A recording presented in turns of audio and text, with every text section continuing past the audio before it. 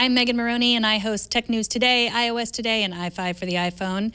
At the end of this month, I will be able to order the iPad Pro, a 12.9-inch Retina screen tablet with 5.6 million pixels and 1.8 times the CPU performance of the fastest current iPad. The device will start at $799 and go all the way up to $1,079.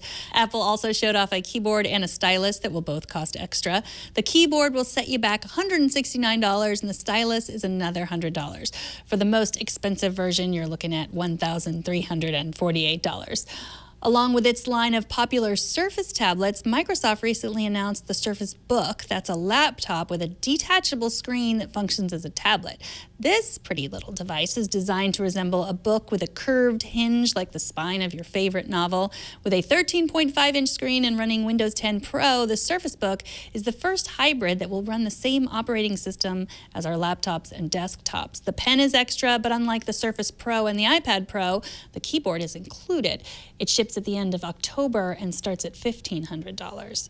Now, if you are balking at those high prices, there are other options. Here's what you can get for the low price of about $250. It's the Asus Chromebook Flip, a laptop with a 360-degree hinge that features a touchscreen. It comes with 100 gigabytes of Google Drive storage for 2 years. It weighs less than 2 pounds and runs the Chrome OS, which can be limiting depending on what you're planning to use it for. Now, this little guy is not going to win any speed tests, but if the Chrome OS offers what you need, this is a decent buy, especially for kids, students, and frequent travelers who are already enmeshed in the Google Chrome Android environment. Here are the 4 ways you can use it: as a laptop, as a tablet, as a stand, or as a tent. Let's start with battery life, which I think is its best feature. Asus promises 9 hours, and it delivered. This exceeds the battery life of some of the other comparable Chromebooks on the market. Now, connection and speeds. I had no problem streaming videos or browsing the web. The laptop supports dual-band 802.11 AC Wi-Fi and connects to all your Bluetooth devices.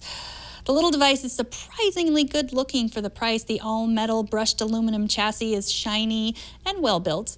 When I flipped it around to use it as a tablet, I was never afraid of it breaking. One complaint I did have is that it was a little bit small for my lap, and I don't even have a very big lap.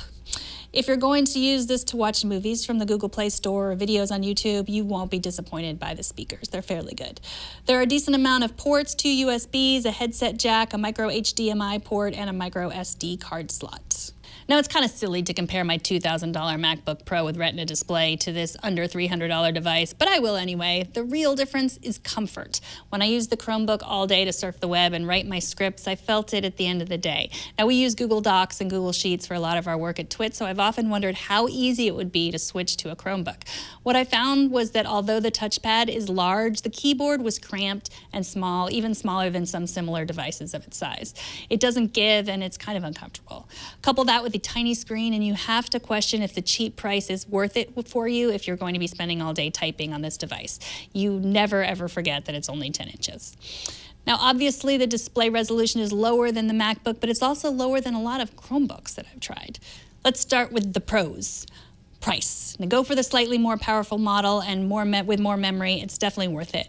Everyone is telling us that we need a tablet laptop hybrid, but maybe you want to try a cheap one before you invest over $1,000 in the Surface Pro or the iPad Pro. The look is definitely a pro. The Chromebook Flip has a nice, attractive design. The weight, you can't beat under 2 pounds for portability. And the battery life, you don't have to worry about running out of juice. Here are the cons. The keyboard is cramped, kind of uncomfortable to use for long periods. The screen is small. It's not as fast even than other Chromebooks. It's designed so that you're always holding the keys in the tablet mode, which I couldn't get used to no matter how long I used it. For kids, students, and others who don't do a ton of typing, and for those who want to dip their toes in the waters of the tablet-laptop hybrid world, I would definitely give this a buy.